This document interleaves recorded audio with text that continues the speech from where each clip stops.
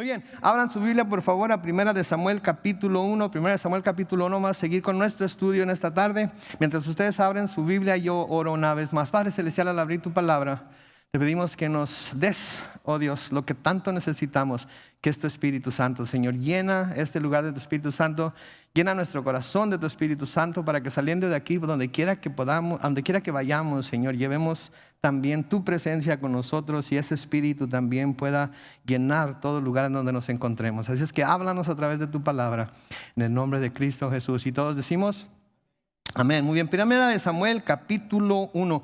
La semana pasada llegamos hasta el versículo 13. ¿Sí? Y para poder agarrar el hilo de donde estamos, vamos a devolvernos rápidamente aquí al versículo 10. 10. En donde se nos dice ahí: entonces ella, hablando de Ana, oró y lloró al Señor con mucha amargura. Y le hizo un voto, o sea, le hizo una promesa. Le dijo: Señor de los ejércitos, si te dignas mirar la aflicción de esta sierva tuya, y te acuerdas de mí y me das un hijo varón, yo te lo dedicaré, Señor, para toda su vida. Yo te prometo que jamás la navaja rozará su cabeza. Y hablamos que eso habla del voto nazareo.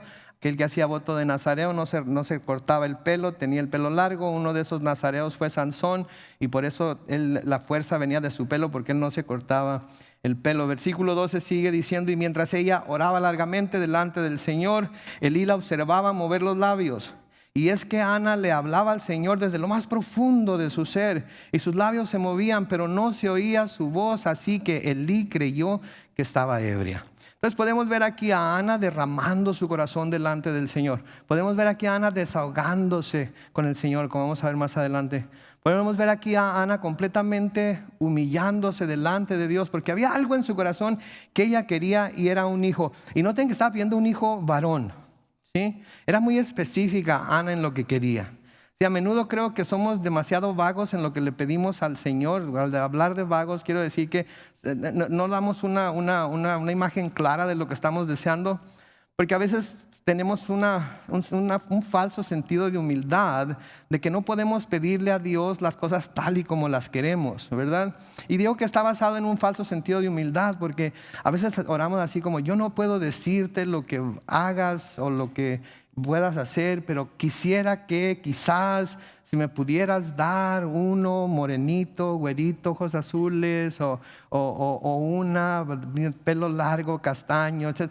Somos demasiado así, ¿verdad? Y no, podemos ir a Dios y decirle exactamente lo que queremos, exactamente lo que deseamos, y ya le dejamos a Él si Él nos va a dar lo que le pedimos, cómo se lo pedimos, o si Él tiene algo mejor para nosotros. Pero podemos estar seguros de que si Dios no nos da lo que le pedimos, exactamente como lo pedimos, nos va a dar algo mejor, ¿verdad?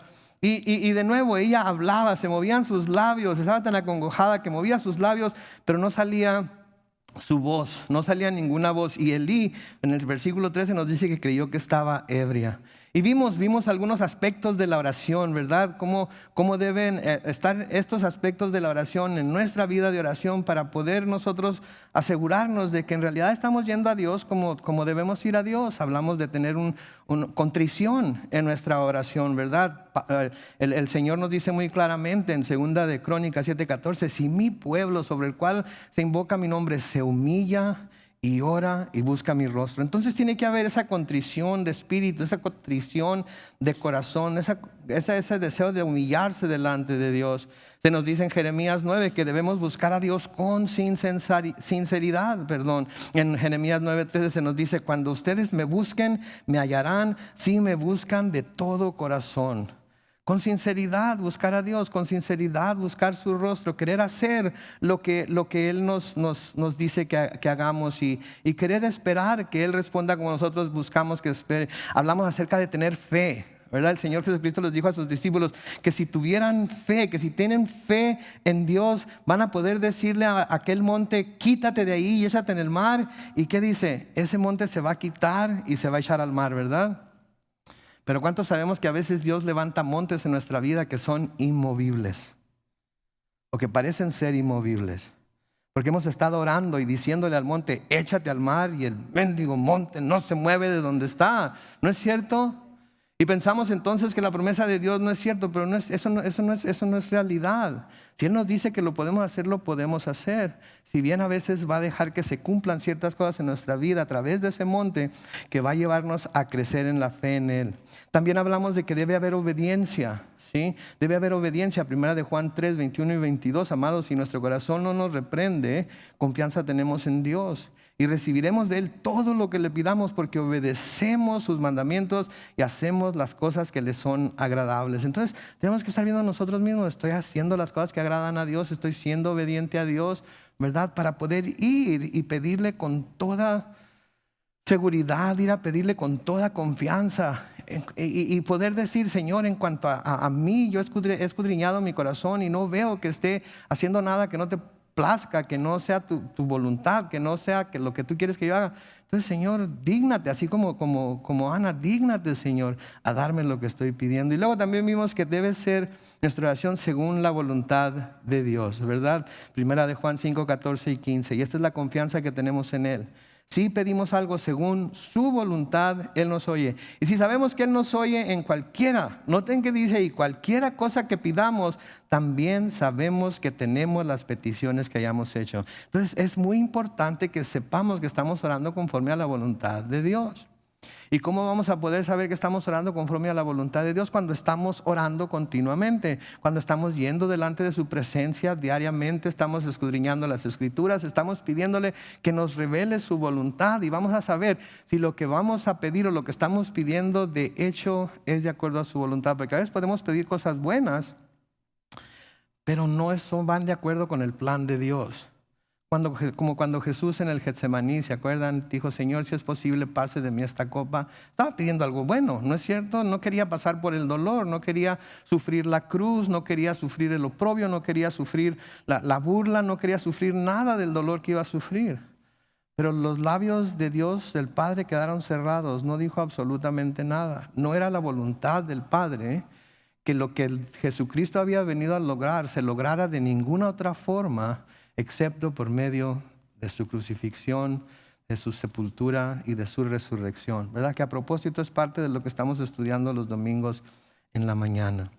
Entonces, ahí en el versículo 14, siguiendo aquí esta noche, recordamos que la semana pasada conocimos a quiénes van a ser los padres de Samuel y vimos algo acerca de la dinámica de la familia a la cual iban a ser Samuel.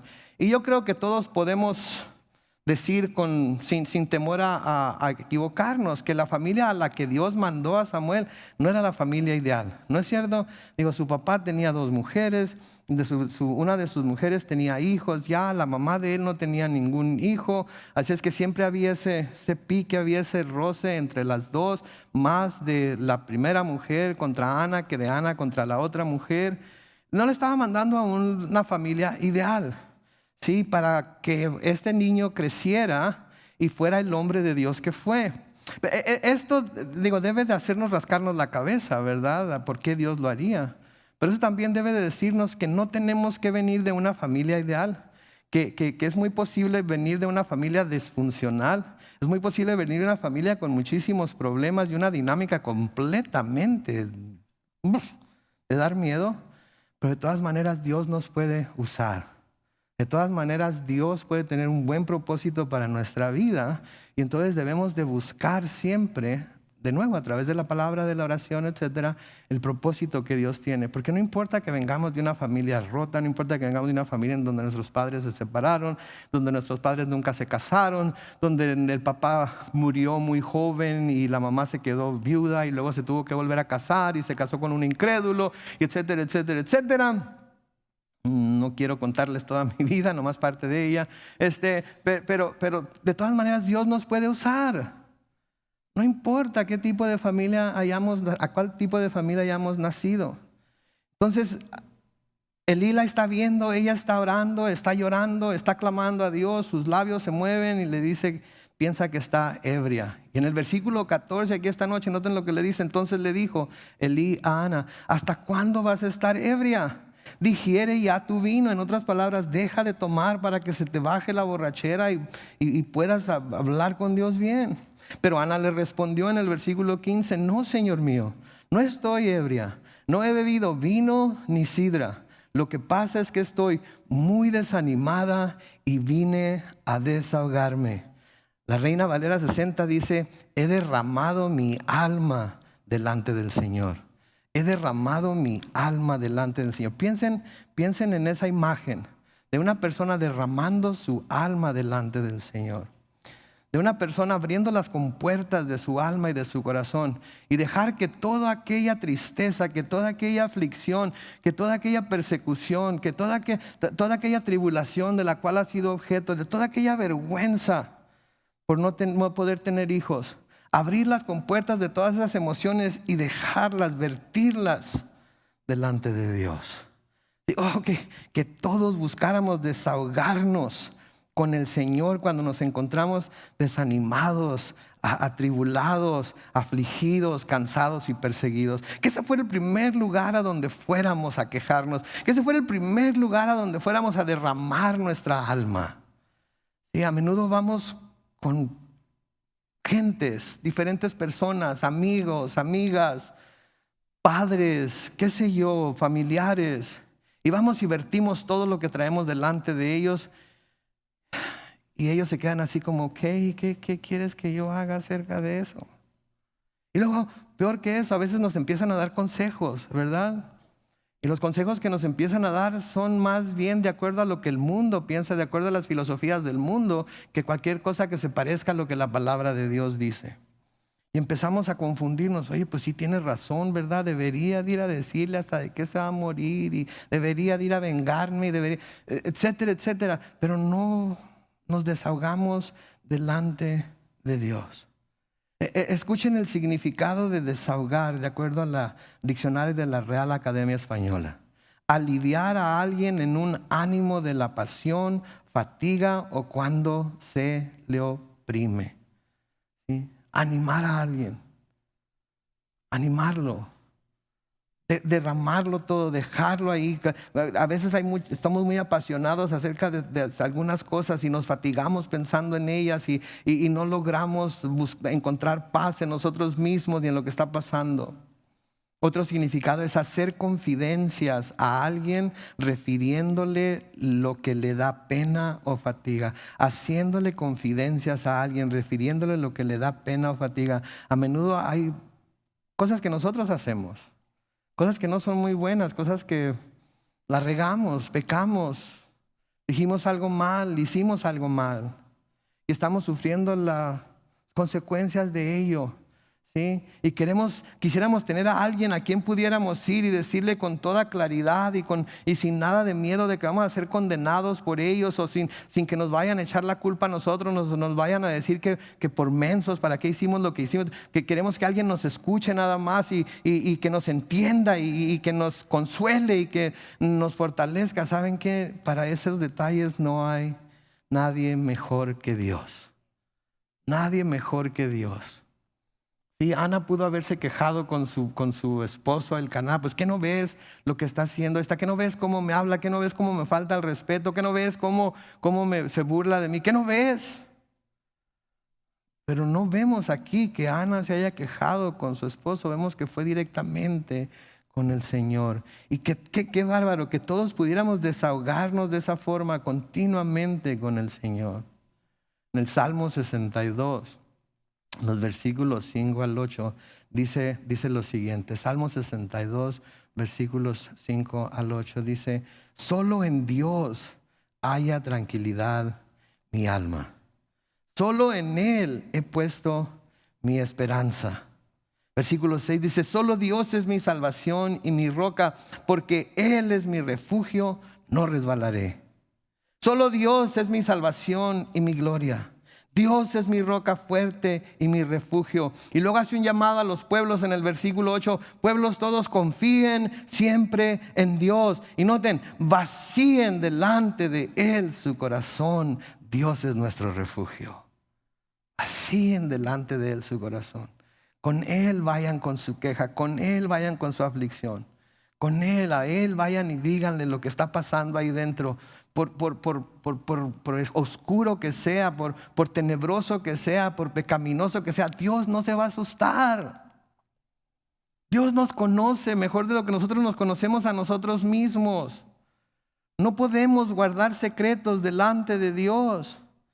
Si Dios no hace lo que solamente Él puede hacer a menudo es porque está teniendo misericordia para con nosotros, está teniendo compasión para con nosotros. Pero si a alguien podemos ir y confesarle todo tal y como lo estamos viviendo es a Dios, porque Él no nos va a condenar. Porque ¿qué nos dice Pablo? No hay pues condenación para los que estamos en Cristo.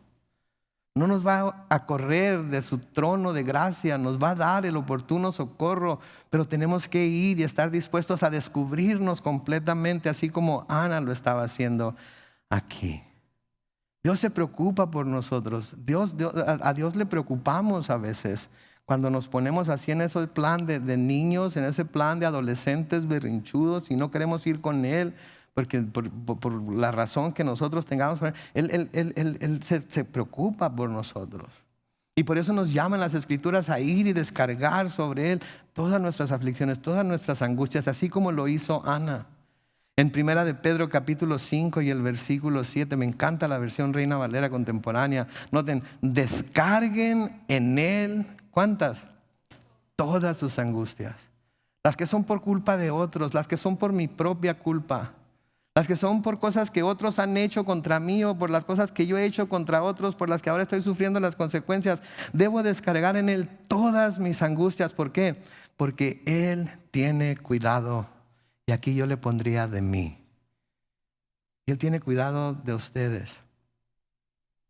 A veces los jóvenes tienen miedo de ir a decirnos a los padres cosas que deberían de decirnos, porque saben que cuando nos digan, ¿qué vamos a hacer?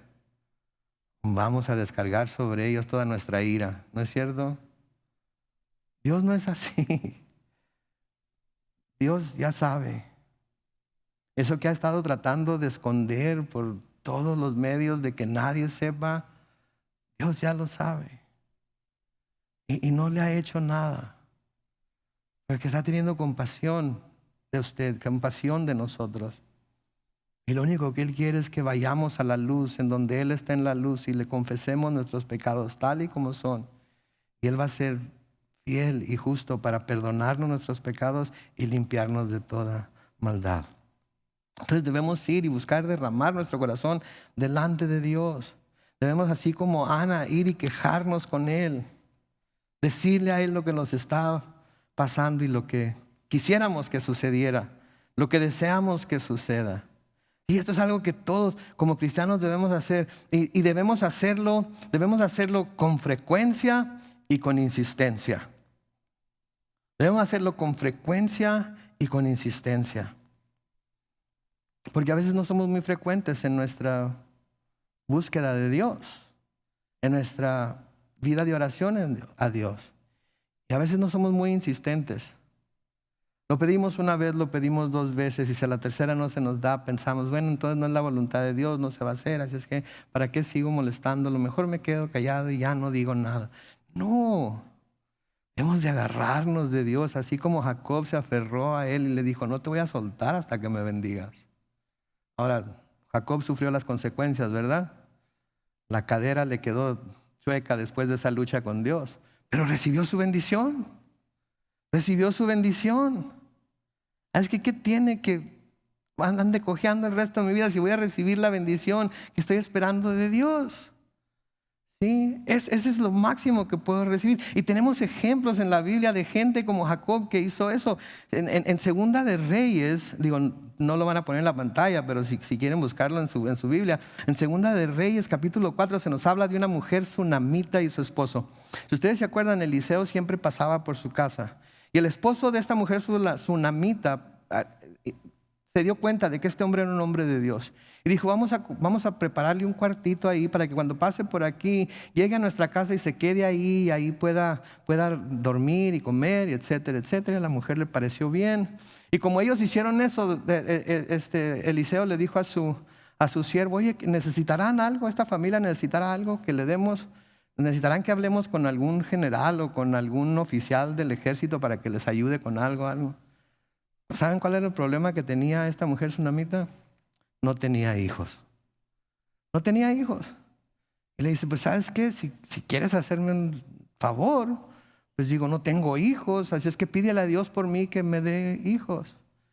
Y el Señor le concede lo que pide, le da un hijo varón. Y el muchacho crece, se nos dice ahí en Segunda de Reyes 4. El muchacho crece y un día va al campo a visitar a su papá en el campo, y mientras está en el campo simplemente grita: ¡ay, mi cabeza! Algo le pasa, no sabe qué es. Y cae al suelo, cae muerto. Cae muerto. ¿Sí? Y el papá le dice: manda a un siervo a que vaya por el hombre de Dios para que venga y a ver si puede hacer algo. Y la mujer dice: no, yo no voy a mandar a nadie, voy a ir yo. Y prepara un asno y se va ella y llega a donde está Eliseo, y Eliseo le dice a su siervo: ¿sabes qué? Ve con la mujer a su casa a ver qué onda, a ver qué está pasando, porque viene tan acelerada. ¿Verdad? Y la mujer pudiera haber sido como muchos de nosotros, ¿verdad? Ok, pues es el hombre de Dios y nos dijo que fuéramos, que el siervo va a ir conmigo, así es que vámonos para que veas que tiene mi hijo. Pues la mujer no se queda tranquila. Ella no va a descansar si no va Eliseo mismo con ella. Y ahí en Segunda de Reyes 4, comenzando con el versículo 30, dice: pero la madre del niño le dijo: juro por el Señor y por tu vida que no voy a dejarte aquí. Así como decía mi nana Lina, así con las naguas bien puestas. Así decía mi nana Lina. Nunca supe que eran naguas, pero me acuerdo de una canción de la hormiga. ¿Se acuerdan de la canción de la hormiguita? Ahí en la fuente había un chorrito, sale la hormiga con su paraguas y recogiéndoselas. Entonces me di cuenta que era la falda, ¿no? Que se las recogía para no mojárselas, ¿verdad? Entonces mi nana decía: con las faldas bien puestas, ¿verdad? Sí, no, te juro por Dios, te juro por el Señor y por tu vida que no voy a dejarte aquí. Entonces, viendo Eliseo lo que estaba sucediendo, dice en el versículo 31, Eliseo se levantó y la siguió. Gehazi, que se había adelantado, el siervo de Eliseo, llegó y puso el bastón sobre el rostro del niño, pero el niño no había dado señales de vida. Así que Gehazi se había vuelto para encontrarse con Eliseo, y cuando lo encontró le dijo: el niño no despierta. Cuando Eliseo llegó a la casa, el niño yacía tendido sobre la cama sin vida. Entonces Eliseo entró y cerró la puerta tras sí y oró al Señor. Y luego subió a la cama y se tendió sobre el niño, juntando boca con boca, ojos con ojos y manos con manos. Así se mantuvo tendido sobre el niño y hasta que el cuerpo del niño comenzó a entrar en calor. Luego Eliseo se levantó y comenzó a pasearse de un lado a otro de la casa, y después volvió a subirse a la cama y se tendió otra vez sobre el niño. En ese momento el niño estornudó 7 veces y abrió sus ojos. Y entonces Eliseo llamó a Gehazi y le ordenó que llamara a la tsunamita. Gehazi la llamó y cuando ella entró, Eliseo le dijo: toma a tu hijo. La mujer entró y sin levantar el rostro se arrojó a los pies de Eliseo, y después de eso tomó a su hijo y se fue. ¿Se fijan ustedes? Ella dijo, su esposo le dijo: manda un siervo con el hombre de Dios para ver qué puede hacer. Y ella dijo: no voy a mandar un siervo, voy a ir yo. Y luego llega con el siervo y el siervo le dice a Gehazi: ve qué onda, ve a ver qué está pasando. Y ella le dice: ¿sabes qué? Tu siervo sabrá mucho y quizás tenga mucho poder o lo que sea, pero yo no me voy a ir de aquí si tú no te vas conmigo. Le insistió. Hizo lo que tuvo que hacer, pero se llevó a Eliseo y Eliseo revivió a su hijo. A menudo, así tenemos que ser a veces nosotros con Dios. Tenemos que insistir. Tenemos que decir: no, Señor, no te voy a soltar. No, Señor, no me voy a mover de aquí. No, Señor, no voy a dejar de pedirte. No, Señor, no voy a dejar de clamar a ti. No, Señor, no voy a dejar de derramar mi alma, mi corazón delante de ti hasta que algo pase. ¿Sí? Tenemos entonces que, como hijos de Dios, así como Ana, ir a Dios, ir a Él frecuentemente, ir a Él insistentemente. Señor Jesús también nos da un ejemplo en el Nuevo Testamento. ¿Sí? Nos da un ejemplo en el Nuevo Testamento. ¿Se acuerdan de aquella mujer sirofenicia que tenía una hija que estaba poseída por un demonio? ¿Sí? Que la mujer va y le dice: Señor, mira, esto es lo que le está pasando a mi hija. Y el Señor se voltea porque era sirofenicia, porque era gentil. Y el Señor le dice: ¿sabes qué? Digo, estoy parafraseando, ¿ok? Estoy parafraseando aquí. ¿Sabes qué? Siento mucho lo que te pasa, pero no está bien que se les dé el pan de los hijos a los perritos. Digo, tú eres gentil. El Señor la estaba tratando de desanimar. El Señor, ¿sabes qué? Básicamente tú eres un perrito y no está bien que te dé a ti el pan que les tengo que dar a los hijos primero. Y luego la mujer esta le dice, sí, Señor, es verdad. Pero hasta los perritos comen debajo de la mesa las migajas que dejan caer los hijos. Y en Marcos capítulo 7, el versículo 29, entonces Jesús le dijo, por esto que has dicho, puedes irte tranquila. El demonio ya ha salido de tu hija. Cuando la mujer llegó a su casa, encontró a su hija acostada en la cama y el demonio ya había salido de ella. ¿Por qué? Porque no dejó que ni siquiera el comentario de Jesús la disuadiera de seguir pidiendo, de seguir insistiendo. Otra persona hubiera dicho, sí, judío, esto y aquello, me estás llamando perrito, pues últimamente. O a ver, no, Señor, sí, yo sé, pero aún los perritos comen lo que los hijos dejan caer de la mesa. Y el Señor se maravilló de su fe de gentil, que siendo gentil no estaba dispuesta a dejar ir al Mesías judío hasta que no le contestara la oración. Y noten que ni siquiera tuvo que ir el Señor a la casa de esta mujer, de ahí de donde estaba, sanó a su hija. Eso nos debe mover a nosotros. Hacer de la misma manera que fue Ana, de la misma manera que fue la mujer sunamita, de la misma manera que la mujer sirofenicia. El Señor nos habla mucho acerca de ser insistentes en la oración. Nos acordamos de aquella mujer que fue con el juez para que le hiciera justicia, iba, y el juez, como no temía a Dios y no temía a los hombres, no le hacía caso hasta que finalmente lo hartó y dijo, ¿saben qué? Yo no le tengo miedo a ningún hombre, ni le tengo miedo a Dios, pero porque esta mujer me está enfadando, voy a hacer lo que me está pidiendo que haga. ¿Sí? Y el Señor les dice, presten atención a lo que dijo el juez injusto. ¿Acaso Dios no les hará justicia a sus elegidos que día y noche claman a Él? ¿Se les hará justicia a sus elegidos que día y noche claman a Él? ¿Se tardará en responderles? Yo les digo que sin tardanza les hará justicia. Pero cuando venga el Hijo del Hombre, ¿hallará fe en la tierra? Noten entonces que la fe que el Hijo del Hombre quiere encontrar cuando venga a la tierra es la fe mostrada en sus hijos de estar insistiéndole constantemente, pidiéndole constantemente, fervientemente, derramando su corazón constantemente, fervientemente delante de Él. Así es como demostramos nuestra fe. Cuando no nos desanimamos con nada, cuando la carga puede que sea pesada, pero ni eso nos desanima, ni eso nos lleva a separarnos del curso que hemos puesto, que es buscar el rostro de Dios y buscar sus bendiciones. En Mateo 7:7 se nos dice, pidan y se les dará. Busquen y encontrarán. Llamen y se les abrirá. Entonces la pregunta es, ¿estamos pidiendo así como Ana pidió? ¿Estamos buscando así como Ana buscó? ¿Estamos llamando a la puerta de Dios así como Ana llamó? Porque vamos a ver que a Ana Dios le dio, con Dios encontró y Dios abrió la puerta. No para que tuviera un hijo, sino varios hijos.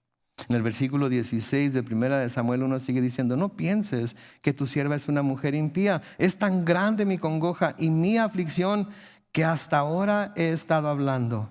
Elí respondió, vete en paz y que el Dios de Israel te conceda lo que le has pedido. Y ella respondió, espero que veas con buenos ojos a esta sierva tuya. Y Ana se fue de ahí y comió y dejó de estar triste. Noten cómo cambia la actitud de Ana después de orar. ¿Cómo cambia su actitud? No había cambiado su situación. Todavía era estéril. Todavía no tenía hijos. Todavía no sabía si iba a poder tener hijos. El sacerdote le dice, vete en paz y que el Dios de Israel te conceda lo que le has pedido. No estaba asegurando que Dios le iba a conceder, estaba diciéndole, ten esperanza en que Dios te va a conceder lo que le has pedido. Ten fe en que Dios te va a conceder lo que le has pedido. ¿Sí? Entonces no estaba profetizando, Dios te va a dar lo que le has pedido. No le dijo ahí, no le dijo ahí, vete en paz porque Dios te va a dar lo que le has pedido. Dijo, vete en paz, que el Dios de Israel te conceda lo que le has pedido. Y ella se fue, después de eso se levantó, después de eso comió y dejó de estar triste. De nuevo, la oración cambió su actitud aun cuando su situación no había cambiado. ¿Saben que la oración es lo que necesitamos para cambiar nuestra actitud? Necesitamos cambiar nuestra actitud hacia lo que estamos pidiendo, hacia lo que pensamos que necesitamos, hacia lo que creemos que Dios debe de darnos. Nuestra actitud hacia esas cosas deben cambiar, porque a veces nuestra actitud hacia esas cosas nos hace que pongamos esas cosas que queremos que Dios nos dé por encima del dador. Y hasta lo retamos, ¿verdad? Lo retamos, Señor, para que sepan, Señor, para que vean, Señor, para que me demuestres que me amas, Señor, para que puedas saber que en realidad te preocupas, Señor. Bueno, pero si no es la voluntad de Dios, ¿sí? Pero cuando estamos constantemente orando, cuando estamos constantemente yendo delante de Él, con tanto ir, con tanto pedir, el Espíritu Santo viene a nuestro corazón, viene a nuestra alma. Y empieza a moldearnos, empieza a hablarnos, empezamos no a estar conformes con la situación, porque no debemos quedarnos conformes con la situación, pero contentos con que sabemos que Dios nos está oyendo y a su debido tiempo, cuando Él lo determine, podemos tener lo que le hemos pedido. ¿Sí? Y es importante que entendamos esto, porque cuando entendemos esto, que la oración no necesariamente cambia nuestra situación, sino que cambia nuestra actitud, entonces vamos a poder estar en paz con lo que sea que Dios decida darnos. ¿Sí? El Señor Jesús les dijo a sus discípulos en Juan 16:33, estas cosas les he hablado para que, ¿en quién? En mí tengan paz. No en las cosas que les voy a dar, no en las cosas que les voy a prometer, para que en mí tengan paz. ¿Sí? En Él debemos encontrar nuestra paz. No en que todas las cosas estén como nosotros pensamos que deben estar. No en que Él nos dé todas las cosas que le pedimos que nos dé. Nuestra paz debe venir de Él. Debemos encontrarla en Él. Él es la fuente de nuestra paz. Le sigue diciendo ahí, en el mundo tendrán aflicción, pero confíen, yo he vencido al mundo. Noten por favor lo que el Señor les está prometiendo aquí. En el mundo les prometo que van a tener aflicción. Por culpa de otros, por su propia culpa, porque van a vivir en un mundo caído, con las consecuencias del pecado, con las consecuencias de la caída del hombre. Van a tener aflicción, pero no se preocupen, yo he vencido al mundo. Así es que encuentren paz en mí. ¿Sí? Por eso Pablo les dice a los filipenses en Filipenses 4, los versículos 6 y 7. No se preocupen, ¿por qué? Por nada. ¿Y saben qué quiere decir la palabra nada en griego? Nada. No se preocupen, porque ¿qué es lo que los tiene preocupados ahorita? Bueno, pues si no reciben nada de este mensaje, reciban el hecho de que Dios les está diciendo, nos está diciendo a través de su palabra que no nos preocupemos por nada. Pero luego nos dice qué debemos hacer para no estar con esa preocupación. Que sus peticiones sean conocidas delante de Dios en toda ¿qué? Oración y ruego. ¿Con qué? Con acción de gracias. Versículo 7, y que la paz de Dios que sobrepasa todo entendimiento guarde sus corazones y sus pensamientos ¿en quién? En Cristo Jesús. En el dador, más que en el don. En el sanador, más que en la sanidad. En el amante de nuestras almas, más que en el amor que nosotros tenemos por ciertas cosas o ciertas personas. Y en Él debemos encontrar la paz.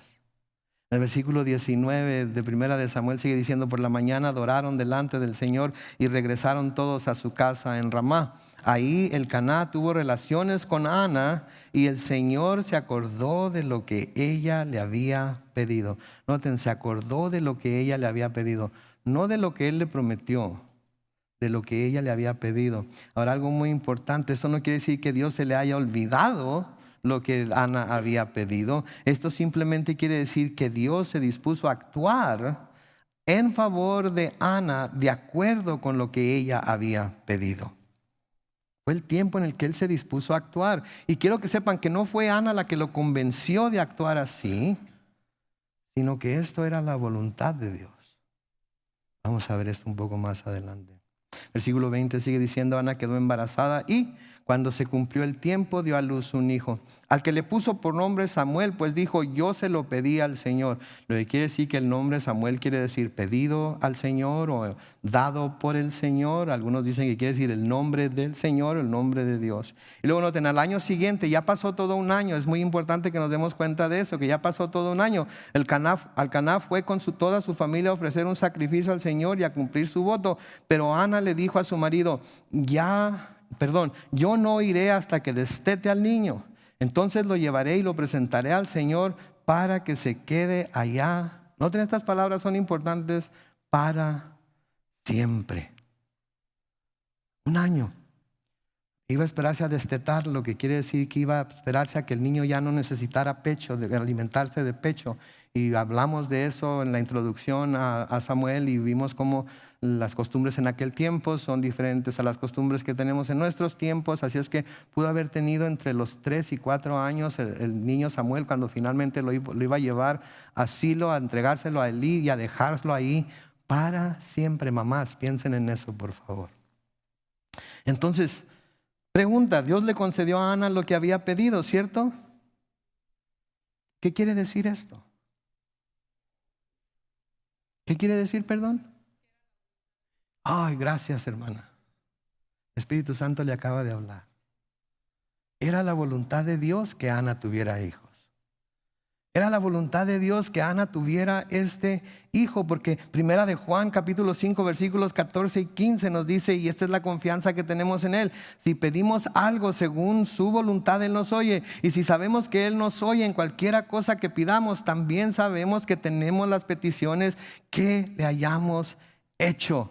Entonces, obviamente, la voluntad de Dios era que Ana tuviera cuando menos este hijo que ella estaba pidiendo, ¿cierto? Pero entonces yo tengo que preguntar, yo no sé si ustedes estén preguntando esto, pero yo me pregunto: ¿por qué tuvo entonces que pasar por todo lo que tuvo que pasar si de todas maneras dentro de la voluntad de Dios estaba darle un hijo? Lo pensé mucho, le di muchas vueltas. Y si alguien tiene la respuesta, por favor, pase al frente y dígasela a los demás.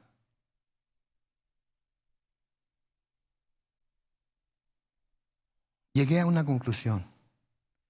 Viendo todo lo que sabemos acerca de Dios, viendo todo lo que sabemos acerca de la situación por la que estaba pasando Ana, y viendo otras situaciones similares a las que pasó Ana, ¿sí? Es que Dios tenía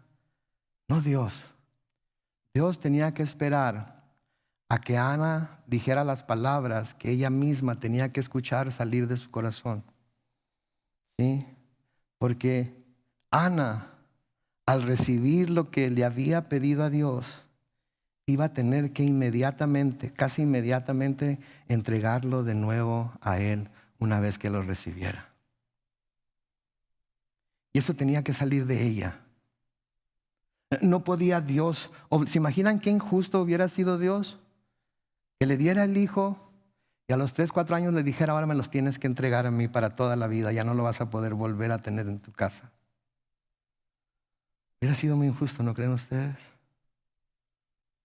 Pero cuando de su propia boca salió: Señor, si me das un hijo varón, te prometo que lo voy a dedicar a tu servicio para toda la vida. Ahí fue donde ella se dio cuenta y Dios pudo confirmar que el deseo de Ana más grande era complacer a Dios más que tener un hijo. Complacer a Dios iba a ser más importante para ella que tener un hijo. Cumplirle su palabra a Dios, cumplirle su promesa a Dios iba a ser más importante para ella que tener al hijo en su casa. Muchas veces le hacemos promesas a Dios, ¿no es cierto? Y a menudo, si somos sinceros, a menudo no las cumplimos. porque las decimos en momentos en los que estamos desesperados y le decimos, Dios, si tú haces esto, yo hago aquello. Y luego Dios lo hace y, ay, nanita, no esperaba que lo hiciera tan pronto. Pero le prometiste tal o cual cosa. No, pero es que, viéndola bien, está difícil. Está difícil. Pero Ana desde un principio. Y ¿saben qué? Una de las cosas que yo he aprendido en la vida es que a menudo tenemos que demostrar cuánto queremos o amamos a alguien o a algo dejándolo libre. ¿Escucharon eso? A menudo en la vida tenemos que demostrar cuánto queremos o amamos a alguien o algo dejándolo libre, soltándolo. Ese es el caso con nuestros hijos, ¿no es cierto? Si en realidad los amamos, va a llegar el día en el que ¿qué vamos a tener que hacer? Abrir la mano y dejarlos que vuelen. Ya sin nuestro control, ya sin nuestra dirección, tenemos que cortar los hilos, tenemos que cortar el cordón umbilical y dejarlos que si en realidad los amamos, los vamos a dejar que se vayan y hagan lo que Dios los ha llamado a hacer. Y el querer forzarlos a que estén con nosotros y que hagan lo que nosotros queremos y como nosotros queremos y a la hora que nosotros queremos y al estilo que nosotros lo hacemos, eso no es mostrar amor. Eso es mostrar que queremos controlar. Y ni Dios hizo eso. Porque Dios mostró su amor por la humanidad y lo leemos en el Nuevo Testamento al dar a su Hijo por nosotros. Pero Dios mostró su amor por la humanidad al darles el libre albedrío y dejarlos que ellos decidieran si iban a querer estar con Él en el paraíso o iban a desobedecerlo y ser echados del paraíso. Esa es una de las más grandes muestras del amor de Dios por nosotros, que nos deja decidir a nosotros si vamos a querer estar con Él o no. Ustedes quisieran tener, los casados, quisieran tener a su esposo, a su esposa fuerzas ahí. Que simplemente tenerlo ahí porque no, quieren que las amen, quieren que los amen. Porque eso es lo que nace de ellos, es por lo que quieren hacer. Están dispuestos a sacrificarse ellos por ustedes, ellas por ustedes, y lo hacen por amor. Abraham, ¿se acuerdan de Abraham? ¿Cuánto tiempo estuvo pidiéndole un hijo a Dios? Cuando recibió el hijo, ¿qué le dijo Dios? Trae a tu hijo, tu único hijo, no era el único, tenía otro, pero trae a tu único hijo, y tráelo donde yo te voy a decir, y ahí lo vas a sacrificar delante de mí. Abraham tomó a su hijo, tomó el cuchillo, tomó la madera, subieron el monte. Su hijo le dice, papá, veo la madera, veo el cuchillo, pero ¿dónde está el cordero? ¿Se acuerdan lo que le dijo a Adán? No te preocupes por el cordero. Dios se va a proveer a sí mismo un cordero para el sacrificio. Y sabemos que esa era una profecía acerca del Mesías, ¿verdad? Porque Dios se proveyó a sí mismo. Él mismo se proveyó en el cuerpo de su Hijo Jesús como sacrificio por la humanidad. Todo esto para decir que tenemos que examinar muy bien nuestro corazón y pensar muy bien, muy detalladamente, ¿para qué quiero que Dios me dé lo que estoy pidiendo? ¿Cuál es mi razón para pedir esto? ¿Es porque me va a hacer sentir bien a mí? ¿Es porque va a traer algún beneficio para mí? ¿Es porque lo voy a usar para mi bienestar? ¿O es porque lo quiero usar para glorificar su nombre? ¿Para qué lo quiero usar? Porque a menudo pedimos cosas para nosotros, que nos van a hacer sentirnos bien a nosotros, que van a traernos placer a nosotros, que van a traer bendición a nosotros. con qué pasión pedimos esas cosas, ¿no es cierto? Y no es necesario, no tiene nada de malo, no me malentiendan. Hay cosas que pedimos con esa pasión que no tienen nada de malo, pero debemos escudriñar nuestro corazón y examinarlo para ver si lo que estamos pidiendo lo estamos pidiendo egoístamente. Santiago nos dice en Santiago 4, los versículos 2 y 3, si ustedes desean algo y no lo obtienen, entonces matan. Sí, arden de envidia y no consiguen lo que desean, entonces discuten y luchan, pero no obtienen lo que desean. Primero porque no piden. Y luego porque cuando piden algo no lo reciben porque lo piden con malas intenciones para gastarlo en sus propios placeres. Y no estoy hablando de dinero nada más, estoy hablando de cualquier cosa que pudiéramos pedir que es para nuestro bien, que es algo que es a nosotros únicamente, que no va a traer ningún beneficio a nadie más excepto a nosotros, y lo pedimos egoístamente. Cualquiera cosa que ésta sea. Ana no estaba pidiendo algo para sí misma. Ana estaba pidiendo algo por medio de lo cual iba a glorificar a Dios. Y no renegó a su promesa. Aun cuando le iba a costar, estuvo dispuesto a entregarlo. Lo que más amamos, escuchen esto, ¿ok? Se me acaba de ocurrir. Lo que más amamos es lo que hace los mejores sacrificios delante de Dios. ¿Escucharon eso? Lo que más amamos es lo que hace los mejores sacrificios delante de Dios. Pero tenemos que estar dispuestos a entregarlos, a darlos.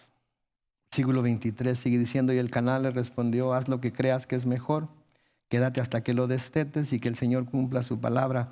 Y Ana se quedó y crió a su hijo hasta que lo destetó. Y después lo llevó con ella a la casa del Señor en Silo, y además llevó 3 becerros, 20 litros de harina y una vasija de vino. El niño aún era muy pequeño. Y cuando mataron el becerro, el niño fue llevado a Elí. Y ella le dijo, Señor mío, que tengas una larga vida. Yo soy aquella mujer que estuvo aquí junto a ti orando al Señor. Oraba por este niño y el Señor me lo concedió. He venido porque prometí dedicarlo al Señor para toda la vida. Para siempre será del Señor. Asombroso, ¿no es cierto? Admirable. Una madre que tanto había deseado tener un hijo. Una madre que derramó su corazón delante de Dios. Que derramó su alma delante de Dios. Que abrió las compuertas delante de Dios para pedirle el más grande deseo que pudiera pedirle. Y antes de recibirlo decir, Señor, si me lo das, lo voy a dedicar a ti para toda su vida. Pregunta, y con esto vamos a terminar mientras el grupo de alabanza pasa al frente. ¿Qué tal si lo que hemos estado pidiendo con tanta pasión? ¿Qué tal si lo que hemos estado pidiendo con tanta insistencia? ¿Qué tal si lo que hemos estado pidiendo por lo cual hemos estado derramando nuestro corazón delante? ¿Qué tal si lo que Él está esperando para concederlo es que digamos, Señor, si me lo das, si me lo concedes, estoy dispuesto a inmediatamente entregártelo a ti. A inmediatamente entregártelo a ti. ¿Qué tal si hemos estado enfermos? Y quizás la enfermedad pudiera ser de muerte. Le decimos a Dios, Señor, salva mi vida. Te prometo que si la salvas, estoy dispuesto o dispuesta a inmediatamente entregártela a ti. ¿Qué pasaría entonces? ¿Cómo respondería Dios al saber que no es tan importante para nosotros lo que estamos pidiendo, sino que Él sea glorificado a través de ello? Señor, yo te pido, si me lo concedes, estoy dispuesto inmediatamente a entregártelo. Intentémoslo. A mí me da miedo hacerlo, quiero confesarles. Porque si me lo da, voy a tener que cumplir la promesa. ¿Qué voy a hacer entonces? ¿Cómo voy a responder?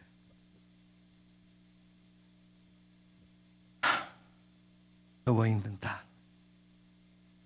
Voy a esperar que el Señor cumpla lo que le estoy pidiendo. Porque mi afán con recibirlo no es yo disfrutar de ello, sino entregárselo a Él. Amén. Vamos a orar.